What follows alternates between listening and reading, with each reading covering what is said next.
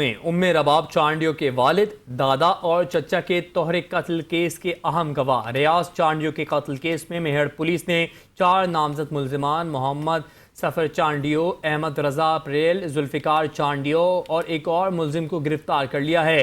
गुज़श्ता रोज़ रियाज चांडियो के कत्ल का मुकदमा फरीदाबाद थाने में दर्ज किया गया, जिसमें 10 नामजद और 2 नामालूम मुल्जिमान को शामिल किया गया। पुलिस के मुताबिक मरकजी मुल्जिम गुलाम मुर्तज़ा चांडियो समेत अब्दुल सत्तार, अली जान, अली दोस्त, अब्दुल रहीम और सिकंदर ताहाल मफरूर हैं। मुद्दई एहसान चांडियो का मौक़िफ़ है कि रियाज चांडियो को तोहरे कत्ल केस में गवाह बनने की वजह से कत्ल किया गया। दूसरी जानिब उम्मे रबाब चांडियो के वालिद, दादा और चचा के तोहरे कत्ल केस में 2 पीपल्स पार्टी के MPA समेत 8 मुल्जिमान बरी हो चुके हैं, जिसे उम्मे रबाब चांडियो ने सिंध हाई कोर्ट कराची में चैलेंज कर रखा है। उम्मे रबाब चांडियो ने गवाह के कत्ल के वाक़े पर चीफ ऑफ आर्मी स्टाफ से भी नोटिस लेने का मुतालबा किया है।